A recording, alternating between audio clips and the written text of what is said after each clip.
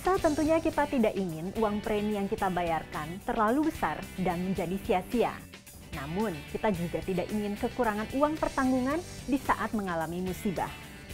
Lalu bagaimanakah menentukan kebutuhan asuransi dan besarnya uang pertanggungan yang mencukupi? Kita simak selengkapnya tentunya dalam Cerdas 5 Menit Cerdas Finansial. Banyak di antara kita yang barangkali sudah menyadari adanya kebutuhan asuransi jiwa demi masa depan orang tercinta. Namun masih tidak tahu bagaimana menetapkan premi sehingga uang pertanggungan mencukupi.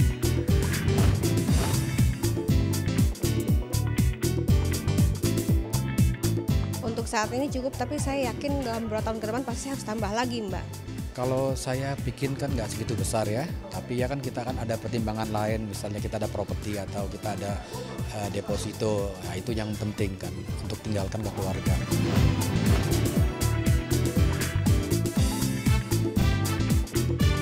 Jelas semuanya ya, kan semua itu harus dinilai. Maunya kan preminya kecil tapi hasilnya besar, tapi itu kan mustahil. Jadi ya harus disiasati, misalnya kemampuan saat ini berapa, lalu kemampuan yang diperkirakan di mendatang itu seperti apa. Kalau bisa dipenuhi jelas iya, tapi kalau belum apa maksimalnya, komprominya. Saya pertimbangan keduanya ya. Kita harapkan sih kita bisa mencapai uang pertanggungan yang kita inginkan, tapi kan seringkali dia tidak mencukupi budget ya. Jadi kita ambil tengah-tengahnya aja. Banyak di antara pemegang polis asuransi jiwa yang bisa jadi tidak paham betul berapa uang pertanggungan yang dibutuhkan mencukupi atau tidak. Mereka cenderung mengikuti ilustrasi agen asuransi.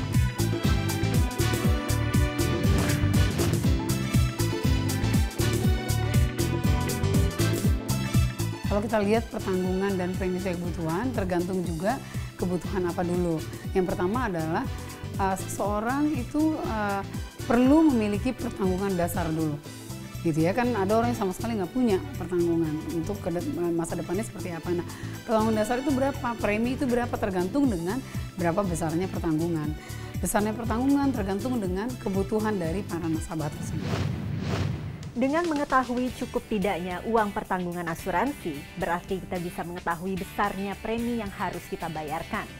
Namun bisa jadi besarnya premi itu tidak sesuai dengan kemampuan kita.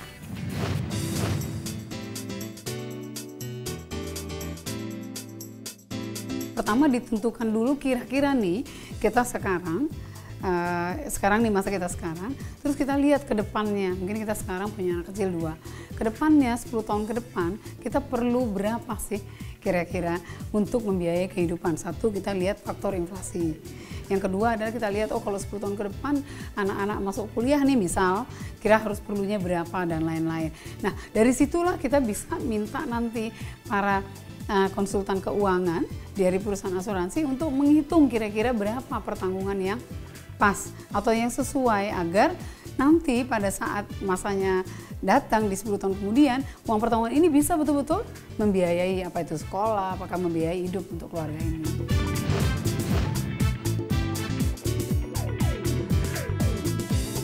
Underinsured itu yang lebih tanda kutip lebih bahaya ya. Karena apa?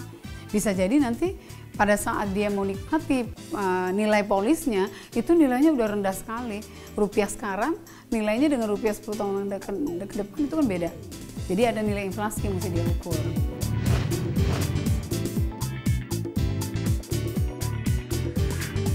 Kita minta di review atau dihitung ulang kepada konsultan keuangan yang ada di perusahaan asuransi. Saya punya pertanggungan sekian, saya punya tanggung jawab sekian. Tanggung jawab itu ya terhadap keluarga maupun tanggung jawab bisnis dia. Jadi terutama kalau orang punya banyak pinjaman. Jadi pertanggungan itu harus kurang lebih tidak boleh sama atau lebih rendah dari pinjaman dia. Supaya apa? Yang aman tuh adalah keluarganya 3 kalau terjadi apa-apa sama dia.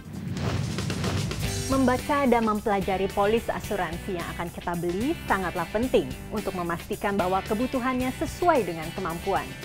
Jangan sampai uang pertanggungannya tidak mencukupi, ataupun sebaliknya, besarnya premi yang kita bayarkan terlalu besar. Saya Chandra Dewi, Cerdas 5 Menit, Cerdas Finansial. Sampai jumpa. Dipersembahkan oleh